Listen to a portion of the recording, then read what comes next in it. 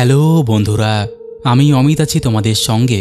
আর তোমরা শুনছো ভৌতিক কথা, কিছু অনুভূতি এমন যা তোমাদেরও হতে পারে। সঙ্গে রয়েছে নেহা। বন্ধুরা, আজকে তোমরা শুনতে চলেছ দুটো ঘটনা। দিল থামকে बैठिए।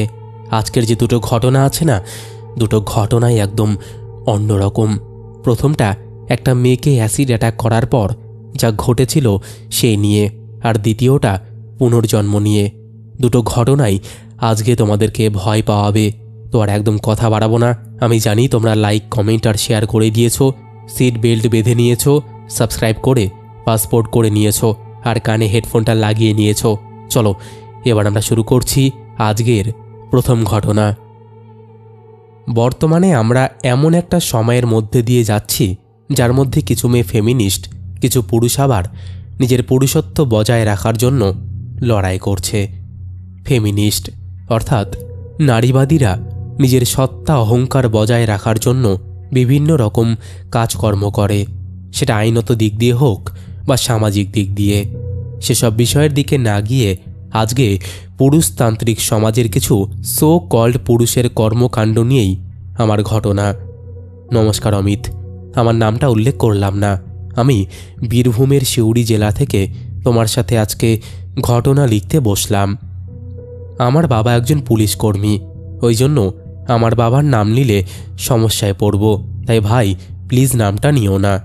আমি আমার বাবার ভাষাতেই ঘটনাটা লিখছি। ঘটনাটা আজ থেকে মোটামুটি 7-8 বছর আগের।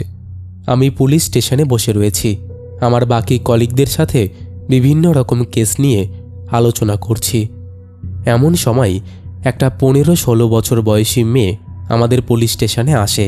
তার দাবি তার দিদিকে তার প্রাক্তন প্রেমিক অ্যাসিড অ্যাটাক করেছে। আমরা 3-4 জন পুলিশ ফোর্স নিয়ে কিছুজন ডাক্তারের কাছে হসপিটালে যাই, কারণ সেই সময় আমাদের দেশের নিয়ম ছিল প্রথমে পুলিশে কমপ্লেন করতে হবে, তারপরে সেই রোগীর চিকিৎসা হবে। সেটা আমি নিজে একজন ইন্সপেক্টর হয়ে ধিক্কার জানাই। তো আমি গিয়েছিলাম হসপিটালে।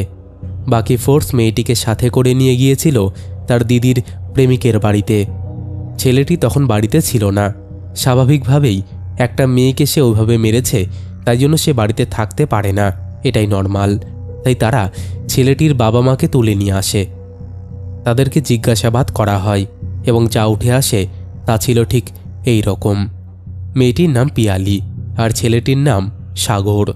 ওরা একে অপরকে প্রায় 4 বছর ধরে ভালোবাসত। তারা যখন ক্লাস 6 কি 7-এ পড়ে তখন থেকেই তাদের পরিচয়। তখন সাগর বেশ ভালো ছেলে ছিল। তাদের প্রেমটা হয় কলেজে, কিন্তু আস্তে আস্তে কুসঙ্গে পড়ে ছেলেটা বিগড়ে যায় আর এমন কিছু কাজ করত যেটাতে একটা সাধারণ ঘরের সাধারণ মেয়ে রুষ্ট হবেই। পিয়ালিও তার মধ্যে ব্যতিক্রম ছিল না। সাগরের ওপর সে প্রচণ্ডভাবে রেগে গিয়েছিল। তাতে আবার কি হবে, পিয়ালি একসময় সাগরকে ছেড়ে দিল, আর সাগরও তার বদলা নেওয়ার জন্য পিয়ালির মুখে অ্যাসিড ছুঁড়ে মারল, যার কারণে আজকে সাগর পলাতক আর পিয়ালি জমে মানুষের টানাটানির মধ্যে রয়েছে। এভাবে একসময় পিয়ালি নিজের হাল ছেড়ে দেয় এবং সে মৃত্যু মুখে পতিত হয়। সাগরকে খুঁজে পাওয়া যায় তারও প্রায় অনেক দিন বাদে। খুঁজে পাওয়া যায় বলা ভুল, কারণ সে নিজের থেকে এসে ধরা দেয়। তার বক্তব্য ছিল ঠিক এই রকম। একদিন সকালবেলা হঠাৎ করে সাগর কোথা থেকে পুলিশ স্টেশনে আসে। ইন্সপেক্টরের আর চিনতে বাকি থাকে না, যেহেতু তার ফটো, নাম্বার সব কিছুই পুলিশের থানায় ছিল। তাকে ধরা হয়। সে এসে বলে, স্যার স্যার প্লিজ আমাকে গ্রেপ্তার করুন স্যার, আমি বাইরে থাকলে বাঁচব না স্যার, প্লিজ প্লিজ স্যার। একজন তাকে উত্তর দেয়, কেন রে, কি সমস্যা? সাগর বলে, আমি আমি বাইরে থাকলে পিয়ালি আমাকে খুন করবে। আমি ওর হাতে মরতে চাই না, আমি ওর হাতে মরতে চাই না। ও প্রত্যেক দিন ওর ওই বিভৎস পোড়া মুখ নিয়ে আমাকে ভয় দেখায়। আমাকে গ্রেপ্তার করুন স্যার। আমার সামনে 24 ঘন্টা ঘুরঘুর করে আর আমাকে দেখে খিলখিল করে হাসে। কি বিভৎস দৃশ্য সেটা আমি বলে বোঝাতে পারবো না স্যার, আমাকে গ্রেপ্তার করুন। এই বলে সাগর জোরে জোরে কাঁদতে থাকে। আমি বলি, ব্যাপারটা প্রথম থেকে খুলে বল। আর তাছাড়া তুই তো নিজেই পিয়ালিকে মেরে পালিয়ে গিয়েছিস, ও আবার কোথা থেকে আসবে? ও তো মারা গেছে। সাগর বলে, মারা গেছে, মারা গেছে জন্যই তো আমার কাছে আসছে। আমি ওকে ধমক দিয়ে বলি, চুপ, খুলে বল ব্যাপারটা। সাগর বলে, আমি আর পিয়ালি অনেক দিন ধরে একে অপরকে চিনি, বন্ধুত্ব থেকে প্রেম হয়েছিল। তবে হঠাৎ সে অন্য একটা ছেলের সাথে প্রেম করতে ধরল। আমি সেটাই সহ্য করতে পারি না। তাই জন্যই ওকে আমি ওকে কষিয়ে গালে একটা থাপ্পড় মেরে বলি, তুই নিজে বদ সঙ্গ করেছিলিস বলে মেয়েটা তোকে ছেড়েছে, আর তুই একটা মৃত মেয়ের নামে উল্টোপাল্টা বকছিস, হ্যাঁ? সাগর তখন বলে, স্যার আমি সব খুলে বলেছি। আমি আমার বন্ধুদের সাথে বিভিন্ন রকম নেশা করতাম, সেটা পিয়ালি একদমই সহ্য করতে পারতো না। বেশ কয়েকবার ওর থেকে টাকাও চেয়েছি, আমি নেশাও করেছি, বাড়ির লোকের কাছে অশান্তিও পুইয়েছি। তাই বলে আমাকে পিয়ালি ছেড়ে দেবে? আমি তো ওকে ভালোবাসতাম। বুঝলাম সাগরের মাথাটা খারাপ হয়ে গেছে। ওকে লকআপে ভরে দেওয়া হলো। লকআপে দেওয়ার পরেও সে প্রতিদিনই একটা নির্দিষ্ট দেওয়ালে নির্দিষ্ট একটা কোণকে দেখে ভয় পেত আর বলতো, পিয়ালি আমায় ক্ষমা করে দাও পিয়ালি, আমার অন্যায় হয়ে গেছে, আমার ভুল হয়ে গেছে, তুমি আমাকে ক্ষমা করে দাও। বিষয়টা যখন কোর্টে ওঠে তখন সাগর নিজের মুখেই সব ঘটনা স্বীকার করে এবং জজ সাহেবের শুনানি দেওয়ার সময়ও সাগর বলছিল, পিয়ালি আমাকে ছেড়ে দাও পিয়ালি, আমি অনেক বড় অন্যায় করেছি, তুমি আমাকে ক্ষমা করে দাও পিয়ালি। এরপরে সাগরের অনেক মাথার চিকিৎসা করা হয়। যখন মাথার চিকিৎসা করানো হচ্ছিল তখন ডাক্তার জানায় যে সাগরের বাজে কোনো রকম কন্ডিশন হয়নি, সাগর একদম ফিট অ্যান্ড ফাইন রয়েছে। এই ঘটনার কিছুদিন পরে সাগর আবারও অর্ধেক রাতে চেঁচামেচি শুরু করে জেলের মধ্যে। তখন সবাই যে যার মতন ঘুমোতে ব্যস্ত ছিল। পরদিন সকালবেলা সাগরের মৃতদেহ উদ্ধার হয় সেলের ভেতর থেকে। পোস্টমর্টেম রিপোর্টে জানা গিয়েছিল যে কোনো কিছুতে ভয় পেয়ে হার্ট অ্যাটাক করেছে। এরপর দীর্ঘদিন ওই সেলটার মধ্যে কোনো কয়েদিকে রাখা হয়নি, কারণ যারাই থাকতো তারাই নাকি ভয় পেত আর তারা হাহাকার গোঙানির একটা শব্দ পেত, ঠিক যেরকম শব্দ সাগর করত। এই জন্য তাদের সবাইকে শিফট করে দেওয়া হতো। একদিন এক বলাৎকারীকে সেই ঘরে রাখা হয়। সে নিজেও রাত হলে জোরে জোরে চিৎকার করতে থাকে আর বলতে থাকে, আমাকে বাঁচাও, মেরে ফেলবে। সেখানকার একজন পুলিশকর্মী প্রচণ্ডভাবে রেগে যায়। সে ঠিক করে বড় সাহেবকে বলে এক রাত ওই সেলের ভেতর কাটাবে। প্রথমে কয়েদিকে অন্য সেলে শিফট করে বড় সাহেবের থেকে অনুমতি নিয়ে উনি যান ওই সেলে থাকতে। তো উনি ওখানে ঢুকে নিজের মতন মোবাইল ঘাঁটছেন। এমন সময় তার নজর যায় সেলের মধ্যেকার দেওয়ালের উল্টো দিকে। সেখানে বেশ খানিকটা অন্ধকার জমাট বেঁধে রয়েছে। তিনি হয়তো পাত্তা দেন না, তিনি ভাবেন আলো আঁধারির জন্যই এরকম হয়েছে। আরও 10-15 মিনিট কেটে যাওয়ার পর তিনি লক্ষ্য করেন ওই অন্ধকার উচ্ছন্ন জায়গাটা আস্তে আস্তে বড় হচ্ছে। তিনি এক দৃষ্টিতে সেদিকে তাকিয়ে থাকেন। তার দৃষ্টি এতটাই স্থির ছিল যে তার চোখের পাতাও খানিকক্ষণ পরপর পড়ছিল। কতক্ষণ কেটেছে তিনি জানেন না। হঠাৎ করেই তার মনে হয় যেন উল্টো দিকে কোনো একটা অবয়ব দাঁড়িয়ে রয়েছে। অবয়বটি একটি মেয়ের। আস্তে আস্তে হালকা হালকা দৃশ্যমান হয়। তিনি যা দেখেন সেটা ছিল ঠিক এই রকম একটা মেয়ে, যার মুখ হাত পোড়া এবং সে হা করে তার দিকে তাকিয়ে রয়েছে। মুখটা তার একেবারেই খোলা অবস্থায় রয়েছে আর চোখের মধ্যে প্রচণ্ড আক্রোশ। এটা দেখে সে কোনো রকম সেলের ভেতর থেকে বেরিয়ে আসে। আশা করি দাদা বুঝতে আর বাকি থাকে না ওই মেয়েটি আসলে কে ছিল। এখন অনেকের মনে প্রশ্ন আসতেই পারে যে মেয়েটি তবে কেন সেলের মধ্যেই রয়েছে? তার তো এতদিনে মুক্তি পেয়ে যাওয়ার কথা। তাদেরকে একটা কথা বলবো, সেই আত্মা অর্থাৎ পিয়ালির আত্মা ভেবেছে যে এখনও তার হত্যাকারী সেই জায়গায় বন্দী রয়েছে, তাই জন্য তাকে দিনের পর দিন ভয় দেখাচ্ছে। ওই জায়গায় যদি আর কোনো কয়েদিকে না রাখা হয় তার মানে সে হয়তো বুঝে যাবে যে তার হত্যাকারী মারা গেছে। তো এই ছিল ঘটনাটা আমার বাবা অবাক ও ভয়ের পাশাপাশি একটা জিনিস দেখে খুব আশ্চর্য হলো যে একটা মেয়ের কি নিজস্ব ব্যক্তি স্বাধীনতা বলে কিছু নেই? একটা ছেলে নেশা করবে, আজে বাজে সঙ্গ করবে, তারপরও মেয়েটাকে ছেলেটার সাথে থাকতে হবে। একটা সময় একটা ভিডিও ভীষণভাবে ভাইরাল হয়েছিল। একটা হাত সেই একটা হাঁসের সামনে লাভ শেপ করে দাঁড়ালো। হাঁসটা মুখ ঘুরিয়ে চলে গেল বলে সে হাঁসটিকে কেটে খেয়ে ফেলল। আমাদের সমাজে মেয়েদের জায়গা ঠিক ওই হাঁসটার মতোই, হয় তুমি আমার হও নয়তো তুমি মরে যাও। আর কিছু কিছু পুরুষ মানুষ তো সবই করতে পারে। কিছু পুরুষ মানুষ আপাত দৃষ্টিতে মেয়েদেরকে সম্পত্তি হিসেবেই ভাবে। একটা কথা দাদা, আমি ভুল বললাম।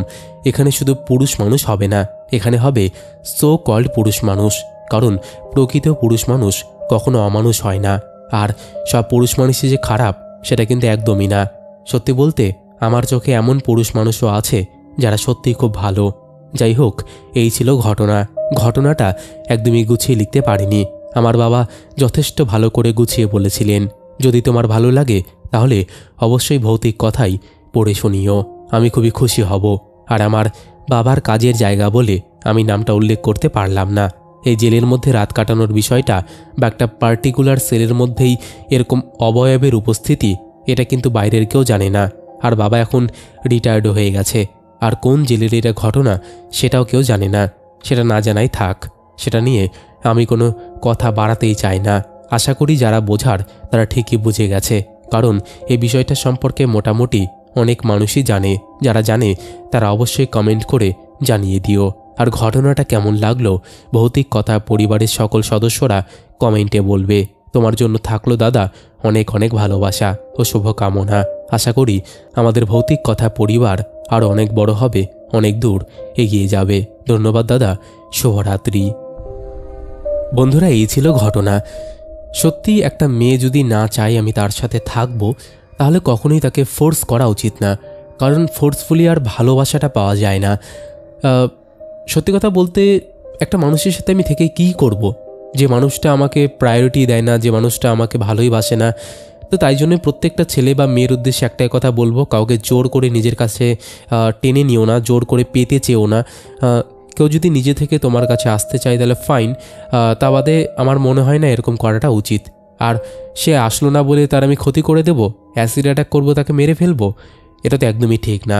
যাই হোক, একটা কথা বলবো, ভৌতিক কথা কোনো রকম অন্ধবিশ্বাস, কুসংস্কার বা কোনো রকম নেগেটিভিটিকে প্রচার করে না। ভৌতিক কথার কাজ শুধুমাত্র মানুষের জীবনে ঘটে যাওয়া ঘটনা সবার সামনে তুলে ধরা, নচেত আর কোনো উদ্দেশ্য নেই। আর একটা কথা, তোমাদের মধ্যে কেউ যদি এরকম ঘটনা শেয়ার করতে চাও তাহলে অবশ্যই আমাদের সাথে কন্ট্যাক্ট করতে পারো। আমাদের সাথে কন্ট্যাক্ট করা একদম ইজি। আমার হোয়াটসঅ্যাপ নাম্বার থেকে শুরু করে সমস্ত সোশ্যাল মিডিয়ার লিঙ্ক তোমরা ডেসক্রিপশন সেকশানে পেয়ে যাবে। তো আর দেরি কিসের, তাড়াতাড়ি লিখে বা ভয়েস করে পাঠিয়ে দাও। এখনও লাইক আর কমেন্ট না করে থাকলে করে দাও। চলো এবার আমরা শুরু করছি পরের ঘটনা। হ্যালো অমিতদা, কেমন আছো? আশা করি তুমি অনেক ভালো আছো। আমার নাম সোহানি, আমি পেশায় একজন গৃহশিক্ষিকা। আমার এক স্টুডেন্টের মারফত আমি তোমার চ্যানেলের খোঁজ পাই। আর তোমার ঘটনাগুলো যেরকম ভয় লাগে সেরকমই তোমার গলার ভয়েসের আমি অনেক বড় ফ্যান হয়ে গেছি। সেটা বলতে হয়তো বাকি রাখে না। আজকে তোমার সাথে আমি এমন একটা ঘটনা শেয়ার করতে চাই যে ঘটনাটা আমার এক স্টুডেন্টের পরিবারের সাথে ঘটেছে। তো এবার সরাসরি ঘটনায় চলে যাই। উল্লেখ্য, আমি ক্লাস 5 থেকে ক্লাস 12 অবধি আর্টস গ্রুপ নিয়ে পড়িয়ে থাকি। আমার কাছে যে স্টুডেন্ট পড়তো ও সবে ক্লাস 5-এ ভর্তি হয়েছে। ওর নাম অনিকেত। আর 5টা ব্রিলিয়ান্ট স্টুডেন্টের মতো ও ছিল অনেক ব্রিলিয়ান্ট। ওর ইংলিশের দক্ষতা আমাকে সবসময় মুগ্ধ করে। ক্লাস 5-এর বাচ্চা হয়েও ক্লাস 11-12-এর মাপের সমস্ত পড়াই তার নখদর্পণে। আমি জীবনে ব্রিলিয়ান্ট স্টুডেন্ট অনেক দেখেছি, কিন্তু অনিকেতের মতো এতটা আমি জীবনে দ্বিতীয়টা দেখিনি। আমি যেদিন প্রথমবার ওকে পড়াতে যাই সেদিনই ও আমার সাথে ইংলিশে কনভারসেশন করছিল। কনভারসেশনের দরুন ওর মা জানাই যে ও ইংলিশে অনেক বেশি পারদর্শী। আমি ওকে ক্লাস 11-এর একটা পোয়েম মুখস্থ করতে দিয়েছিলাম। ও ঠিক 5 মিনিট সেটা দেখেই আমাকে অনর্গল বলে দিয়েছিল। ইনফ্যাক্ট সেই পোয়েমটার মানে পর্যন্ত সে আমাকে বলে দিয়েছিল। ভৌতিক কথার শ্রোতার মধ্যে যদি কেউ ক্লাস 11-এ পড়ে থাকো তবে আমি দ্য সিক রোজ পোয়েমটার কথা বলছি। আশা করি আর বলে বোঝাতে হবে না যে এই পোয়েমটা ঠিক কতটা কঠিন একটা 10 বছরের বাচ্চার জন্য। আমি রীতিমতো অবাক হয়ে গিয়েছিলাম ওর এই দক্ষতা দেখে, কিন্তু ওর এই অদ্ভুত দর্শন ক্ষমতাটা ঐশ্বরিক কিনা আমি বুঝতে পারছিলাম না, কারণ একটা পরিণত মানুষের যতটা বোধ বুদ্ধি হওয়ার কথা অনিকেতের ঠিক ততটাই বোধ বুদ্ধি ছিল। ইনফ্যাক্ট ও ওর বাবা মাকে ওপিনিয়ন পর্যন্ত দিত যে কি করতে হবে কি না করতে হবে। আমি একদিন ওদের বাড়িতে পড়াতে যাই। ওর মা আমাকে বলে যে সোহানি, ও তো বাড়িতে নেই, ও একটু খেলতে গেছে। একটা কথা বলে রাখি, আমি স্টুডেন্টের বাড়ির সবাইকে আমার নাম ধরেই ডাকতে বলি। আমি ওনার সাথে একটু গল্প করি। গল্প করতে করতে একটা সময় অনিকেতের মা আমাকে কিছু কথা বলে। তিনি বলেন, আচ্ছা সোহানি, তুমি কি পুনর্জন্মে বিশ্বাস করো? আমি চায়ে তখন সবে বিস্কিটটা ডোবাতে যাব। আমি বলি, কেন বলুন তো কাকিমা? তখন আমাকে কাকিমা জানান, যতদূর মনে হয় আমার বাবু অনিকেতের এই জন্মটা পুনর্জন্ম। নয়তো তুমি দেখো না, অতটুকু একটা বাচ্চা ছেলে এত গড়গড় করে ইংলিশ বলে, তার উপর তুমি সেদিনকে কি যেন একটা পড়তে দিলে, সেটাও কি সুন্দর গড়গড় করে বলে দিল, মানে শুদ্ধ বলে দিল। আমরা তো কোনোদিনও এই বিষয়ের সাথে এত আলোচনা করিনি। ছোটবেলায় আমি ওকে পড়াতাম, তখনও দেখতাম ওকে অক্ষর বোঝাতে হতো না, একবার বললেই বুঝতে পারতো। আর বাচ্চাদের ছোট ছোট দাগ করে দিয়ে যে যোগ বিয়োগ শেখানো হয় না, আমার ওকে দাগ দিয়েও যোগ শেখাতে হয়নি। একে একে যে 2 হয় সেটাও প্রথম থেকেই বলতে পারতো। আমি বলি, না কাকিমা, আমি ওসবে বিশ্বাস করি না। অনিকেতের এই গুণগুলো গড গিফটেড। বুঝলাম ওর মার ঠিক ব্যাপারটা পছন্দ হলো না। আমি কোনো কথা বললাম না, কারণ এসব পুনর্জন্ম আমি বিশ্বাস করি না। আমি মনে করি যে ছেলেটা কষ্ট করছে, খাটছে, কিছুটা ভগবান ওর মধ্যে দিয়েছে সেই কারণের জন্যই। নয়তো আইজ্যাক নিউটন, আইনস্টাইন এদেরও তো পুনর্জন্ম হতে পারত। সেদিনকে অনিকেত বাড়িতে এসে এমন একটা আবদার করে বসলো যে সেটা শোনার পর আমার এসব ধারণা চেঞ্জ হয়ে গেল। সেদিন অনিকেত বাড়িতে আসলো বলা ভুল হবে, তাকে 4-5 জন মিলে ধরাধরি করে নিয়ে আসলো। তখন ওকে নিয়ে আমরা সবাই প্রচণ্ড টেনশনে পড়ে গেলাম যে অতটুকু একটা বাচ্চা ছেলের হলো কি। যারা ওকে ধরাধরি করে নিয়ে আসলো তাদেরকে জিজ্ঞাসা করাতে তারা বলল, ফুটবল খেলতে খেলতে ওর মাথায় বল লাগে, আর তারপরই সে অজ্ঞান হয়ে মাটিতে পড়ে যায়। তারপর তাকে বাড়িতে নিয়ে আসা হয়। অনেক চেষ্টা করেও তার জ্ঞান ফিরল না। এরপর ডাক্তার আসলো, এসে একটা ইঞ্জেকশন দিল, ঘণ্টাখানেক বাদে জ্ঞান ফিরল। উল্লেখ্য, আমি তখনও বাড়িতে যাইনি, কারণ হাজার হোক আমার স্টুডেন্ট, সে হট করে এভাবে অসুস্থ হয়ে গেল, আমার টিচার হিসেবে একটা কর্তব্য রয়েছে। অনেক কিছু করে জ্ঞান ফিরল। জ্ঞান ফিরে সে চারিদিকে কেমন একটা অদ্ভুত দৃষ্টিতে দেখল। তারপর তার মাকে বলল, মৌসুমি, কেমন আছিস মা? বলে রাখি, অনিকেতের মায়ের নাম মৌসুমি। আমি ওকে বলতেই যাব যে ওর মায়ের নাম নিচ্ছে কেন, সেই সময় ওর মা বলল, তুই আমার নাম নিচ্ছিস কেন বাবা? আমি তো তোর মা। তখন অনিকেত ওর মায়ের মাথায় হাত দিয়ে বলল, তুই আমার মা আর আমি তোর বাবা। আমরা কেউ কিছুই বুঝতে পারছিলাম না। আমার দেরি হয়ে যাচ্ছিল দেখে আমি বাড়িতে চলে আসি। কিছুক্ষণ পরে আমি ওদের বাড়িতে ফোন করি ওদের খোঁজ নেওয়ার জন্য, কিন্তু কেউ ফোন তোলে না। পরদিন সকালবেলা আমি যাই পড়ানোর জন্য। গিয়ে জানতে পারি একটা অদ্ভুত বিষয়। অনিকেত তার মায়ের সাথে গিয়েছে তার মামার বাড়িতে। অনিকেতের দাদু বলল, কাল সারা রাত অনিকেত শুধু একটাই কথা বলেছে, আমাকে বাড়ি দিয়ে আয়, এটা আমার বাড়ি না, আমি আমার মেয়ের বাড়িতে থাকবো না। আর আমাকে বলল এখন কিছুদিন পড়াতে না আসতে, অনিকেত ফিরলে তারপরেই আসতে। আমার কাছে তখনও বিষয়টা পরিষ্কার হয়নি। আমি বাড়ি ফিরে আসি এক রাসুত কণ্ঠা নিয়ে। এইভাবে বেশ কিছুদিন কেটে যায়। দিন 15 বাদে অনিকেতের বাবা আমাকে ফোন করে আর তাদের বাড়িতে যেতে বলে। আমি একরাশ চিন্তা নিয়ে যাই ওদের বাড়িতে। গিয়ে দেখি অনিকেত ঘুমিয়ে আছে আর ওর বাবা মা পাশে বসে আছে। আমি কিছু জিজ্ঞেস করার আগেই অনিকেতের মা আমাকে বলল, তোমাকে বলেছিলাম না সুহানি, আমার ছেলের পুনর্জন্ম হয়েছে। আমার বাবা আমার ছেলের রূপে এসেছে। তোমাকে কোনোদিনও আমার বাপের বাড়ির কথা বলা হয়নি। আমার যখন 15 বছর বয়স, আমার মাধ্যমিক পরীক্ষার আগের দিন বাবা আমাকে পড়াচ্ছিল। পড়াতে পড়াতে হঠাৎ করে আমার বাবার স্ট্রোক হয়। সেই সময় না বাড়িতে কেউ ছিল, না আমি কাউকে ডাকার সুযোগ পেয়েছি। বাবাকে হাসপাতালে নিয়ে যাওয়ার মতন সময়ও আমি পাইনি। বাবা চলে গেল। যেতে যেতে আমাকে একটাই কথা বলেছিল, মা মৌসুমী, আমি তোর কোলেই ফিরে আসব। 3 বছর বাদে তোমার কাকুর সাথে আমার বিয়ে হয়। যেহেতু পালিয়ে বিয়ে হয়েছিল, সেহেতু বাপের বাড়ির সাথে যোগাযোগ করা হয়নি, কারণ আমার বাপের বাড়ি উচ্চবিত্ত ব্রাহ্মণ ছিল আর শ্বশুর বাড়ি ব্রাহ্মণ ছিল না।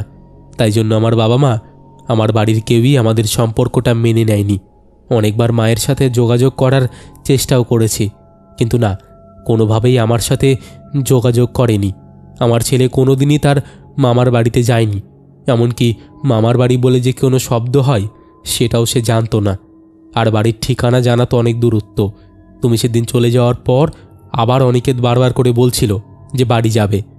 আমি যতবার বোঝানোর চেষ্টা করেছি যে এটাই ওর বাড়ি, ততবারই ও বলেছিল যে না, এটা ওর বাড়ি না, এটা নাকি ওর মেয়ের শ্বশুর বাড়ি, এখানে উনি থাকবেন না। আমি যখন ওকে জিজ্ঞেস করি তাহলে তোর বাড়ি কোথায়, অনি আমাকে আমার বাপের বাড়ির ঠিকানা দেয়। আমি নিজের আত্মসম্মানটাকে নষ্ট করে চলে যাই আমার বাপের বাড়িতে। এত বছরে তারা অনেকটাই শান্তশিষ্ট হয়েছে। তারপর নিজের নাতির এরকম অবস্থা দেখে কোন মামার বাড়ির মানুষই বা এত রেগে থাকতে পারে। আর হলোও তাই। উনি যখন ওই বাড়িতে গেলেন তখন সে একা একাই বাড়িতে গেল। আমরা কেউ ওকে কোনোদিনও ওই বাড়ির কারো সাথেই পরিচয় করিয়ে দিইনি। তবুও সে অবিকল গড়গড় করে বলে দিল কার নাম কোনটা, কোথায় বসে থাকতো, কোথায় খেত। আমার বাবার ঘরে নিয়ে গেল আমাকে। নিয়ে যাওয়ার পর ও আমার বাবার কিছু জিনিস দেখালো, আমার বাবার স্কুলের বই, কলেজের বই, বাবার পড়ানোর ঘর। আমার বাবা মাস্টার ছিলেন, তিনি স্কুলে চাকরি করতেন আর বাড়িতেও টিউশনি পড়াতেন।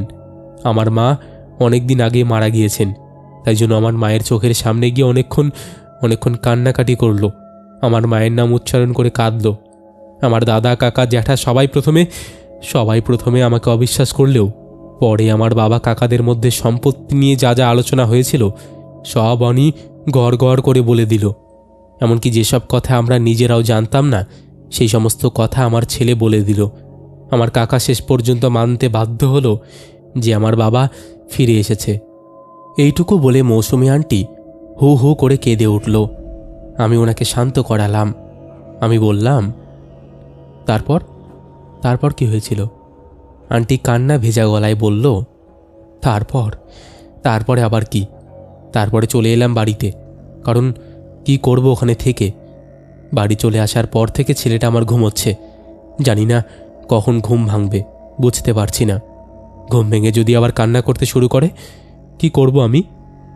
কিছু মাথায় আসছে না গো সুহানি। এরকম কথায় কথায় অনিকেতের ঘুম ভেঙে গেল।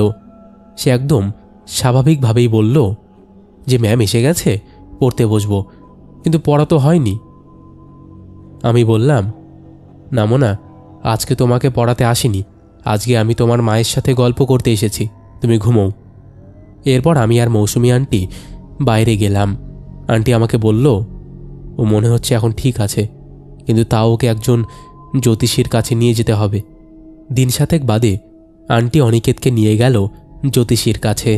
জ্যোতিষীর বলা কথাগুলো আমি একদম সংক্ষেপে বলে আজকের ঘটনাটা শেষ করছি। জ্যোতিষী বলছেন, অনিকেতের দাদুর অর্থাৎ মৌসুমী আন্টির বাবার সত্যিই পুনর্জন্ম হয়েছে অনিকেতের মাধ্যমে। অনিকেতের একটাই জীবনের লক্ষ্য ছিল যে তার বাবা মায়ের সাথে তার মামার বাড়ির সম্পর্কটা একদম সুসম্পর্ক করা, আর সত্যিই সেটা করেছে। এখন অনিকেতের কোনো সমস্যা নেই দাদা। সে এখন ক্লাস 9-এ পড়ছে, আগের মতোই ব্রিলিয়ান্ট আছে, কিন্তু তার আর সেই সময়কার কোনো কথাই মনে নেই। এখন বুঝতে পারি না যে ওকে ভূতে পেয়েছিল, মানে যাকে আমরা সোজা ভাষায় বলি ওকে ভূতে ধরেছিল, আর যদি সত্যি পুনর্জন্ম হয়ে থাকে তাহলে কেন এখন আর ও আগের মতন কথা বলে না? এসবের উত্তর আমাদের কাছে নেই দাদা। এছাড়া আমার ঘটনা যদি তোমার ভালো লাগে তাহলে অবশ্যই ভৌতিক কথাই শুনিও। অনেক ভালো থেকো, সুস্থ থেকো। তোমার সুস্থতা কামনা করি।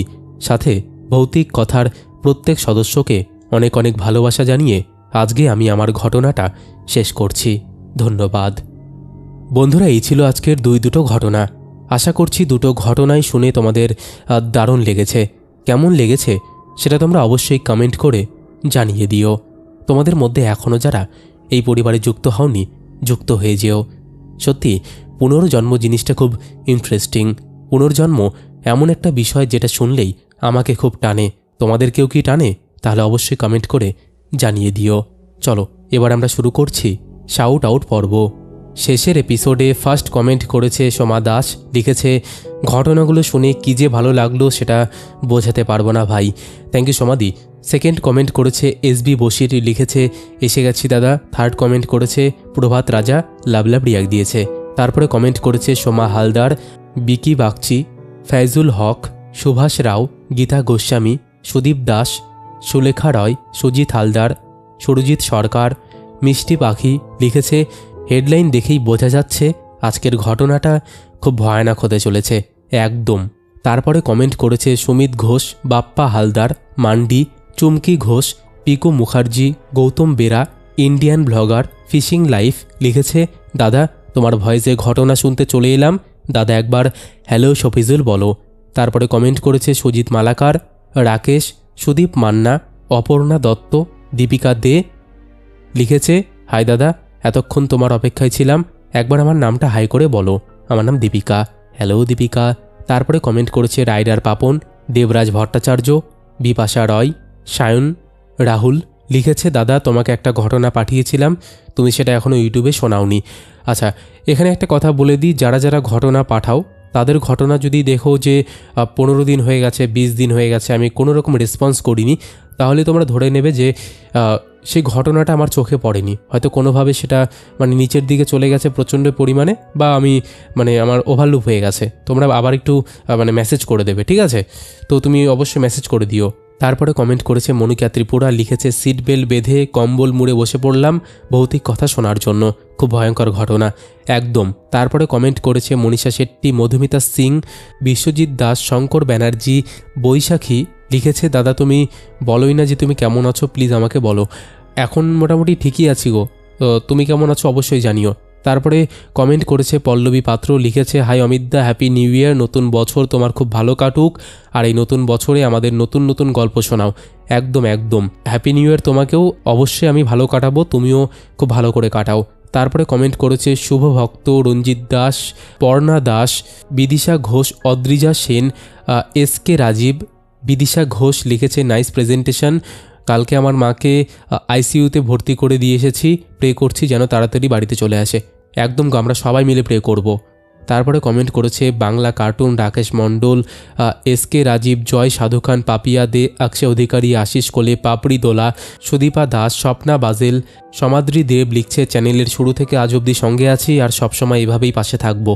একদম থ্যাংক ইউ সো মাচ। তারপরে কমেন্ট করেছে সংঘমিত্র রয়, সঙ্গীতা ডলুই, রানা পুরকাইত, মিলন মণ্ডল, সাগর দাস, অমিতা ঠাকুর, এরকম আরও অসংখ্য প্রিয় মানুষেরা আমাদের শেষের এপিসোডে কমেন্ট করেছে, যাদের কমেন্ট আমি আর চাইলেও পড়তে পারছি না।